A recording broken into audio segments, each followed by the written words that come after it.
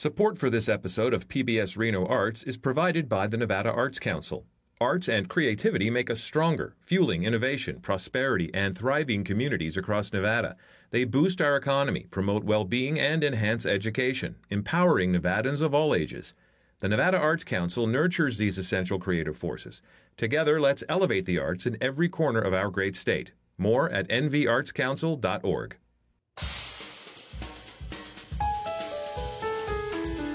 This is PBS Reno Arts. I am Dave Santina, and I have the distinct pleasure of spending some time in studio today with Dr. Donald Johanson. He's a paleoanthropologist, and the name may be familiar to you, and we'll get to why in a second here. You are the Virginia M. Ullman Chair in Human Origins in the School of Human Evolution and Social Change, and you're the founding director of the Institute of Human Origins at ASU, Arizona State University. Did I get all that correct? 100%. Thank you. ASU, Arizona State, my alma mater. I know. So you thank said you, earlier. thank you for enhancing the reputation of the school where I once went before you got there. So yeah, I can now lean on you and say, because look at the school I went to. It's amazing, even though maybe it wasn't as amazing when I was there. Well, it's certainly with the new president, Michael Crow, it's, I think, almost 10 years renamed or selected as the most innovative university in the country. Yeah, and I got to say, I take a little pride in that. My tuition contributed a little bit to the foundation of that, I guess. Well, I'm sure of that. Now, for people listening who know your name but maybe don't remember why they know it, your exhibits are at museums all over the world representing the results of your work, but you're most well known as the man who discovered Lucy, and Lucy, the Australopithecus afarensis. Did I say that correctly? You said that correct. Thank you very much. I feel good about that. This is a special time for Lucy and for you. Your relationship goes back a while. Exactly. This is the 50th anniversary year of my discovery. She was discovered in Ethiopia on November 24th, 1974. And it's amazing to look at this from 50 years out and to look back on her impact and to try to really understand during this celebratory year what influence and why was she so important at the time, and why is she so enduring in terms of her interest, not only in some scientists' laboratory, but also to the general public. And I think that she has become an icon for anyone who's interested in answering that very simple question that we all ask ourselves as kids. Mommy, where did I come from? Right. And her discovery broke the 3 million year time barrier.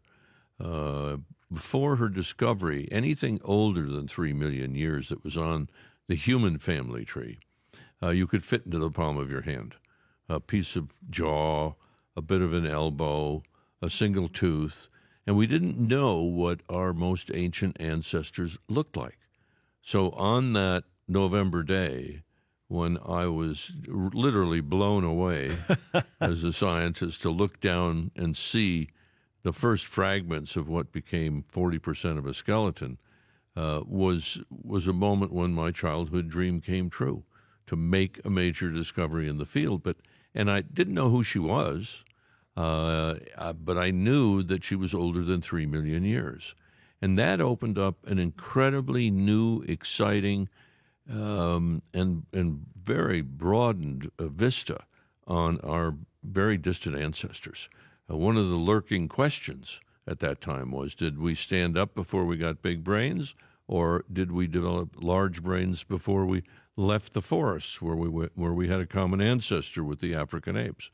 And she had a very small brain, less than about the average of a chimpanzee, and a projecting face, so she was very ape-like. But we had her hip, we had her knee, and we had her ankle. And orthopedic surgeons who see this skeleton always say, oh, those are the kind of knees we put in people who have a bad knee, or that's the same kind of hip we have. So the evidence is irrefutable that obviously we became upright long before we grew big brains. And she really stimulated an incredible interest in the field of paleoanthropology.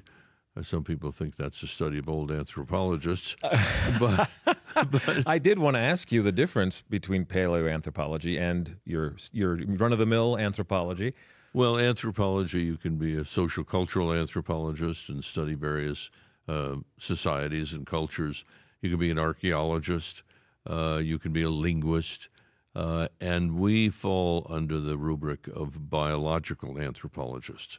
And in my case, I'm trying to understand how we became human, what's happened over the last 7 million years or so, and what was the sequence of development. And we see these little diagrams in magazines all the time, particularly the New Yorker, where you've got an ape on the left side, and it gradually gets more and more upright and ends up as it's always a white European male, you know. Of course, yeah, always, yeah. Because white European males draw those things. That's right, sure. But we know now that Darwin was absolutely right when he said it's a tree with many branches. And what's interesting about that tree, and one of the great conclusions of the research I'm involved in, is that no matter where you grasp a branch on that family tree, the roots all lead back to Africa. Right.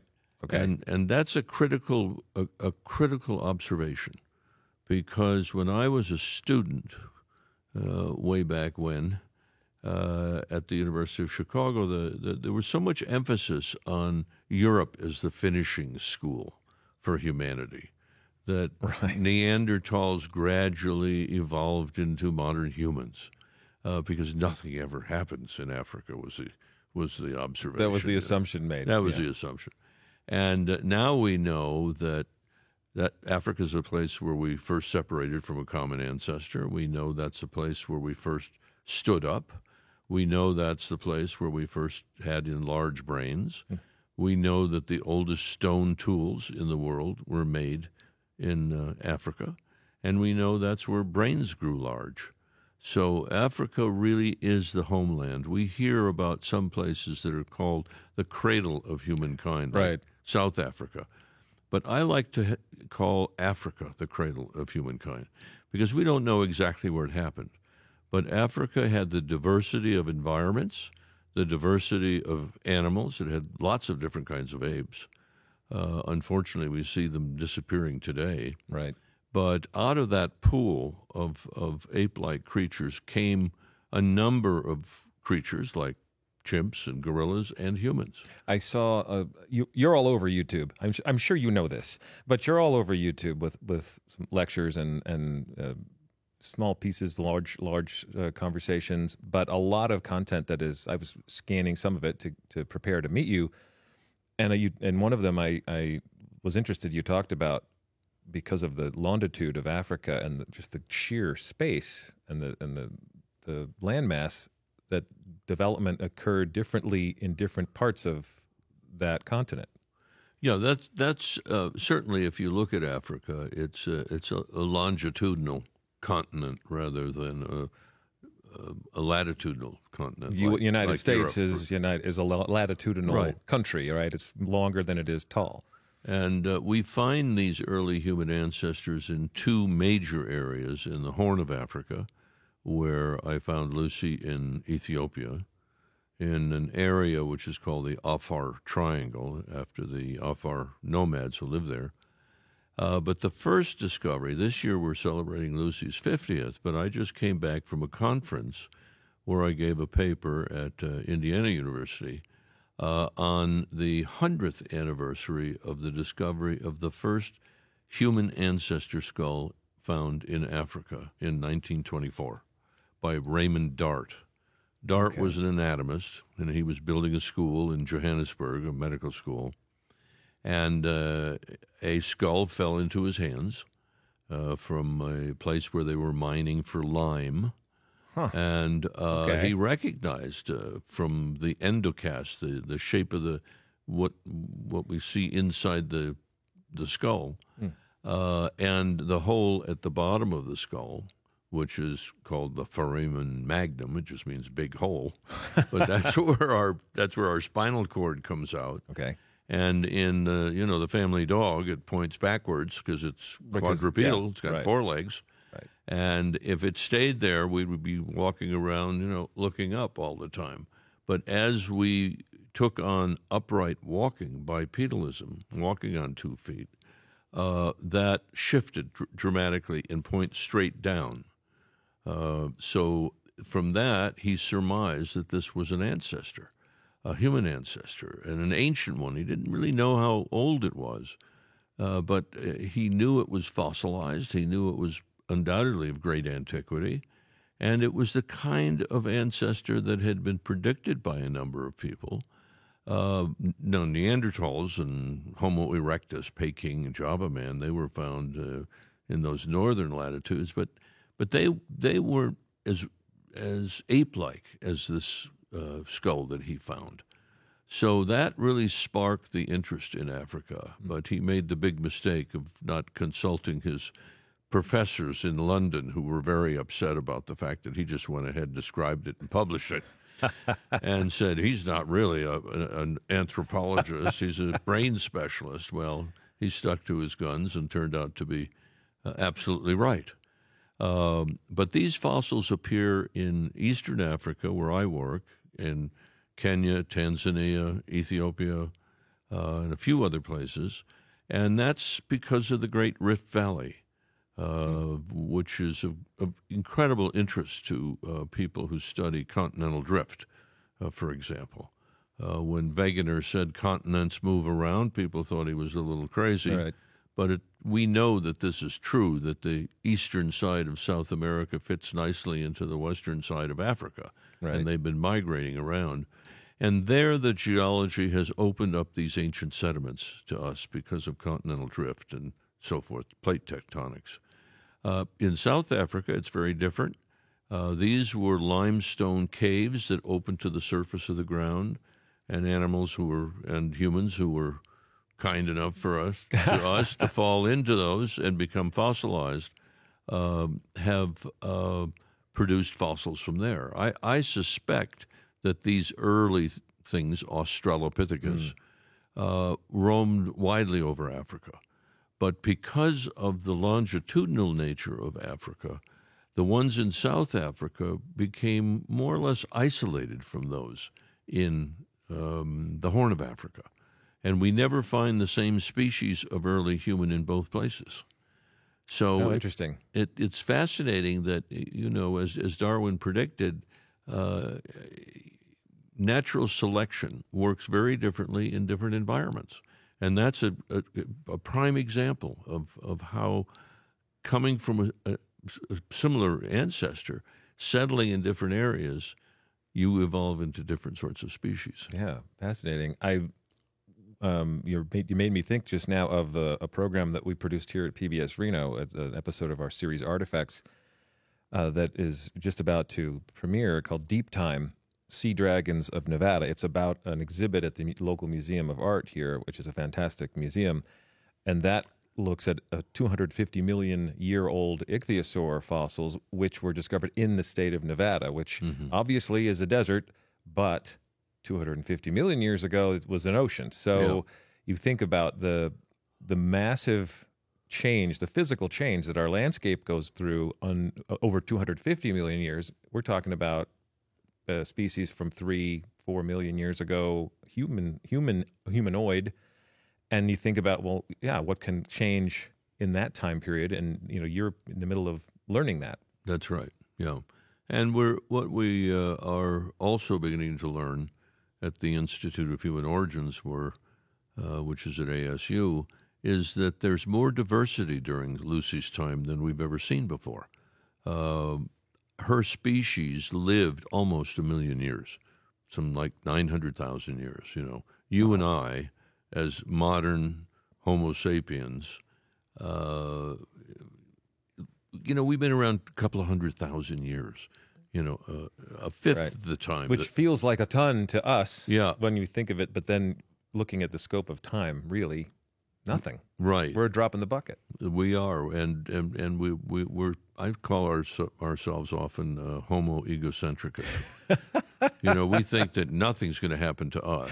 Right. But as we look around and we look at the natural world crumbling all around us, and the overstressing that we are put on to the natural world, there was just an announcement today that some of the oceanic currents and things have changed significantly. And some of those, I didn't have a chance to read it this morning, but if the Gulf Stream were to change dramatically, Great Britain might go into an ice age. And they're not set up for it. No, they're not prepared. No. And so at any rate, we are trying to understand the world in which they lived and interacted and how they survived for so long. And for many years, I thought Lucy was the only species, Australopithecus afarensis. We now have over 500 specimens of that species from Kenya, from Tanzania, where they left footprints in a volcanic ash. Can you imagine that? This Unreal. is the most unbelievable development that the late Dr. Mary Leakey saw this site, or she saw it back in 1939. She came to visit me in Ethiopia and thought, well, maybe I ought to go back to that site. And there's a layer of volcanic ash, and it's like a plaster of Paris because it's got a lot of calcium carbonate in it. And there are raindrops in it and the dung beetle paths walking across it. And as they were excavating, they found jaws and teeth exactly like Lucy's. So it was the same species. Wow. And they found a footprint trail left by two of Lucy's relatives in Tanzania at 3.7 million years. And, of course, they weren't wearing shoes in those days. Right. So it's just like the footprint you look at when you look at the footprints you've left on the beach sand. So the same feet, Yep, the same knees, the same hips. Yep. So it is astonishing. But my colleague, who is now director, Johannes Haile Selassie, Ethiopian-born paleoanthropologist, is working in areas just north of where I found Lucy, where we have probably the largest collection of her species, because we only found her species. And normally you find some diversity. And he is finding that there are perhaps 2 or 3 other species living at the same time. And the enigma for us is, why is it at Hadar, where Lucy was found, have only a single species, and this other site, which is, 30 miles away or something like that, at the same time period, have Lucy's species and a couple of other species? Well, how different were the environments? And we're just beginning to think about that. So, and I've stressed this with in many of my talks, because so many students say, "Oh, you guys have found everything." Well, we haven't. We've made discoveries that have opened up new, very tantalizing questions as to how did those several species live at roughly the same time? Were they eating different diets? They go to different grocery stores or what? Right. We don't know, but they were all natural elements in the animals of that time.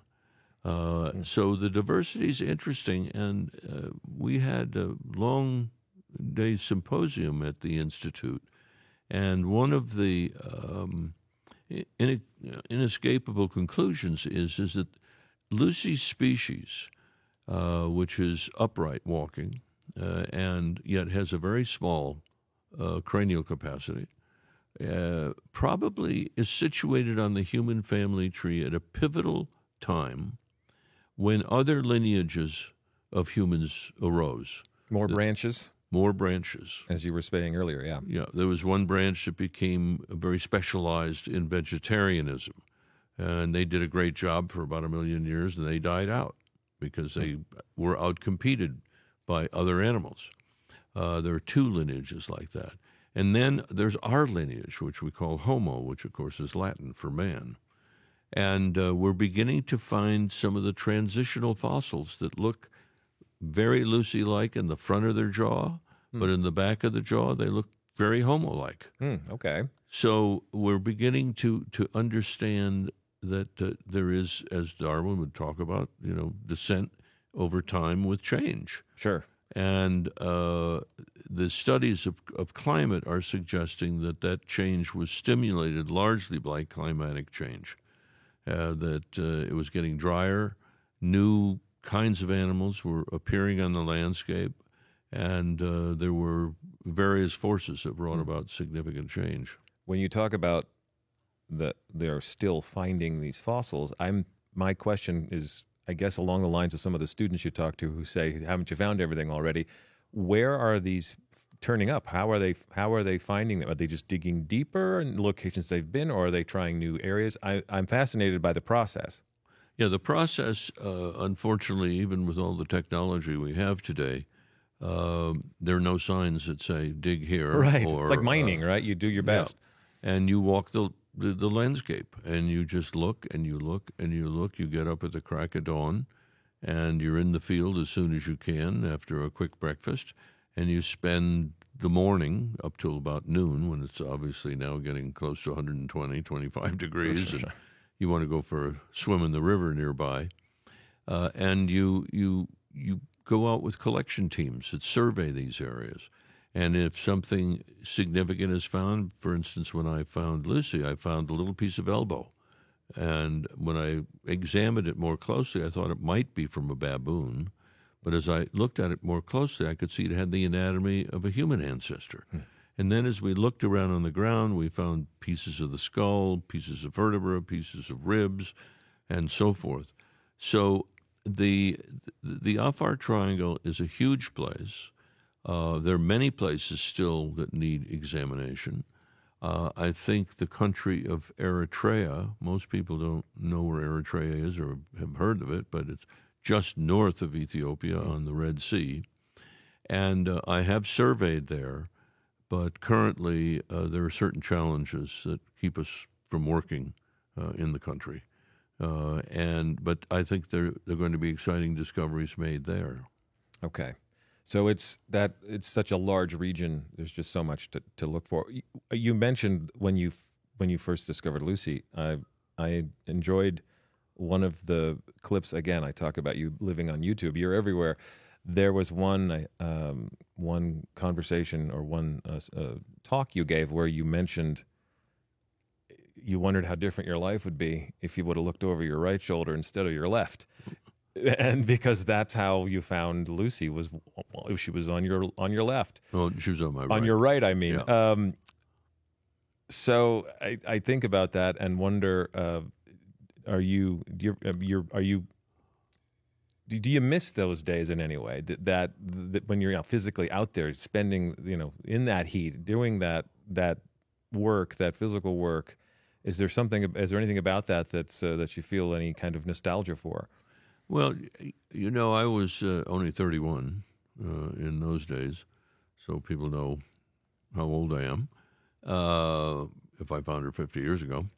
So, the heat didn't bother me. Being out in the middle of a desert where you didn't have ice, you didn't have air conditioning, you lived in a little tent with temperatures that were well over 100 degrees every day, and very, very determined. And it set up a very strategic way of covering that ground. But there is nothing like being in the field on an expedition. That's to be sure.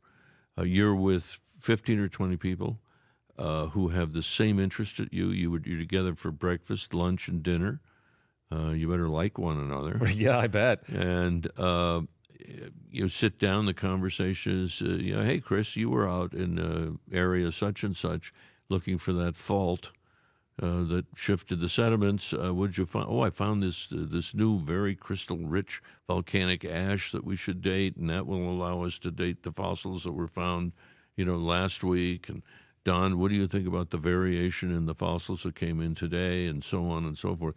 So you're 24 hours a day. You're really doing what you wanted to do that's what I wanted to do as a young kid. I read Thomas Henry Huxley's book, Man's Place in Nature. And this is very much present with me these days to try to understand our place in the natural world. I think it will remind us how incredibly fortunate we are as a species to have this opportunity. And we should do everything to protect the natural world, because regardless of one's personal beliefs, on this planet, nature, Mother Nature was Mother Nature. This is the world that created us, and we're threatening Mother Nature's. But at any rate, No. I digress a little bit. That's okay. But- I think we just got a taste of the talk that you're giving tonight at the Yes. GMCC. For those of you who were listening, now this was a few weeks ago, but yes, this is why you're in town, is to talk about this very subject. Exactly. And being in the field is a rare opportunity. And after you're out there a while, someone brings in a New Time magazine when they arrive, you don't even read it. You know, you're kind of totally isolated out Right. there. You're in a world that is much, in some ways, like the world that probably some of our ancestors lived in. You know, where water was free, land was free, food was free, space was. I mean, you know, today we're charged for everything. Right, right. We have to pay for everything. But you were living in a world, not necessarily a Rousseauian world. There were a lot of carnivores who were out to have you as an hors d'oeuvre, Sure. of course. Yes. But in a world in which you had deep connections every day. And I go back to Africa every year. My wife and I will be there in December. And there is a sense that you're in a place that you're in tune with. You're not on Madison Avenue. You know, you're not running through an airport in Reno. You're actually part of that natural environment.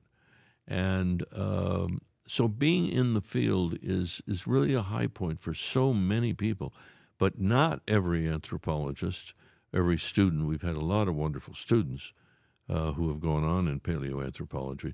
Some of them are more lab people.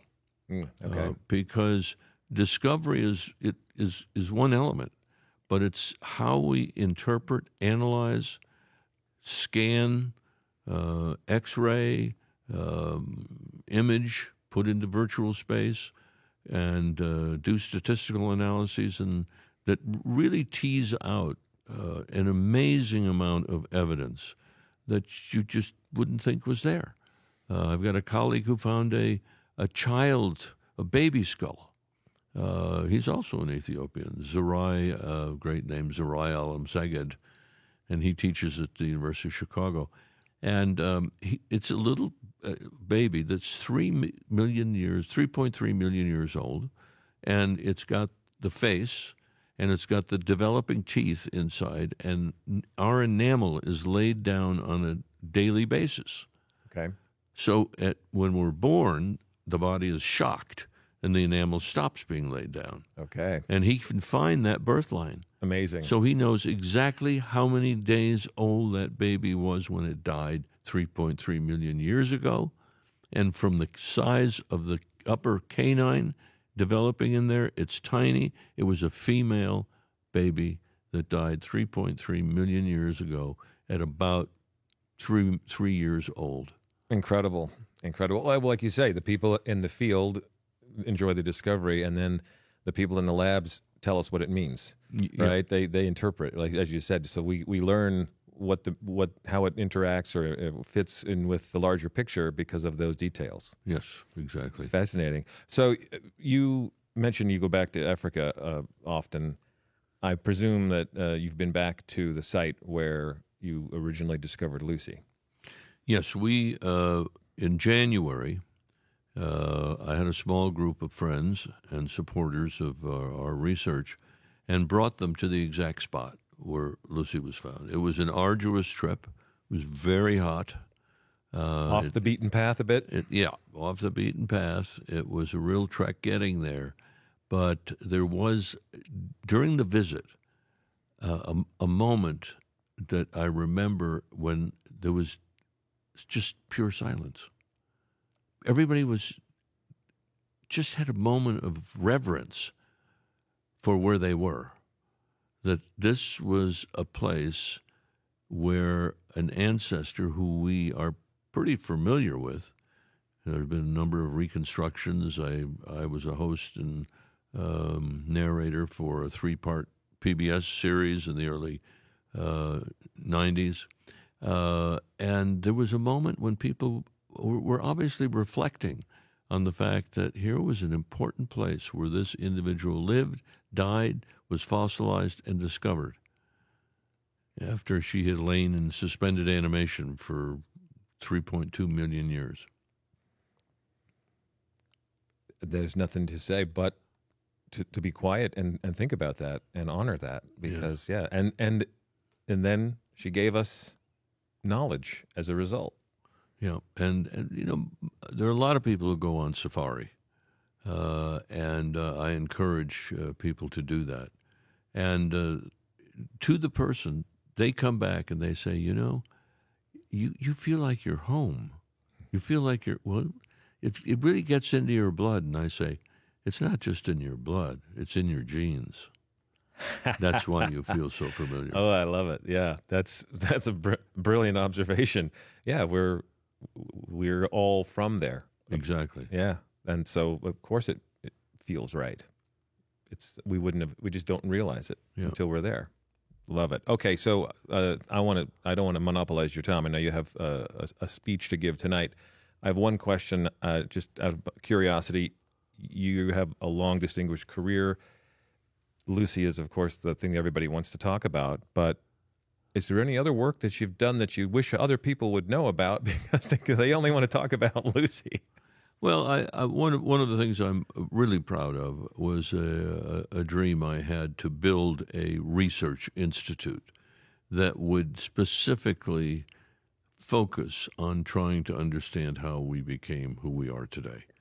And Arizona State University gave me that opportunity.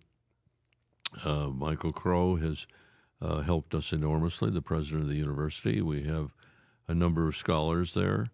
As I said, we're close to 19 scholars doing all kinds of research, from genetic research to just comparative osteology or bones, to trying to understand early human behavior and how they interacted with the environment, and so on. And I think that this is something that's going to live on long after I'm not around. So fossilized, perhaps? Well, I don't think I'm going to get fossilized. I thank Lucy for falling into the lake and getting fossilized. Fair enough. But that's certainly something. The other thing that I'm very proud of is I have chosen a path that has emphasized science communication. I remember being on the Today Show many, many years ago, and I got an unsolicited letter from Carl Sagan, one of my heroes. And he just said, caught you on the morning show, and I think you're going to stimulate generations of people, of anthropologists. And we got to meet and talk about that. So I think it's very important for people to have science delivered to them in the vernacular, in a way that they can understand why it's important. And I feel that science communication is vital to people making the right choices in life about doctors and medicines and surgeries and so on, but also to really understand their place in the natural world and understand that we are not beyond the natural world. We're not, as some anthropologists have said, super organic, and culture will solve everything. We see, and we're in the middle of a crucial moment right now on this planet, because climate change is happening so very quickly. And if people understand it, they might think more about making the right choices, so that we will actually leave descendants who will look back and admire their ancestors. Wouldn't that be nice? Yeah. I would love to have that happen. I'd love someone to admire me in the future. Yeah. I can't thank you enough for giving us the time today. It's been wonderful. And also, thank you for helping improve ASU's reputation. See, I was a student at Arizona State before Michael Crow, before all of this innovation. And as I remember, we were on the top of a lot of lists, but it was mostly the list of party schools. Now you're on top of innovation lists, and that is exciting to see. I'm very proud of that. So I appreciate you contributing mightily to that upgrade. Well, thank you, Dave. It's been a pleasure to be with you today. I want to say to everybody listening, please watch Artifacts on PBS Reno via broadcast or stream on pbsreno.org or the PBS app or on the PBS Reno YouTube channel. Also, please read art views at pbsreno.org. Now, do you have a question or maybe a comment or a suggestion? If you do, please send them to me at podcasts@pbsreno.org. My thanks to Dr. Donald Johanson, and thank you for listening to PBS Reno Arts. Support for this episode of PBS Reno Arts is provided by the Nevada Arts Council. Arts and creativity make us stronger, fueling innovation, prosperity, and thriving communities across Nevada. They boost our economy, promote well-being, and enhance education, empowering Nevadans of all ages. The Nevada Arts Council nurtures these essential creative forces. Together, let's elevate the arts in every corner of our great state. More at nvartscouncil.org.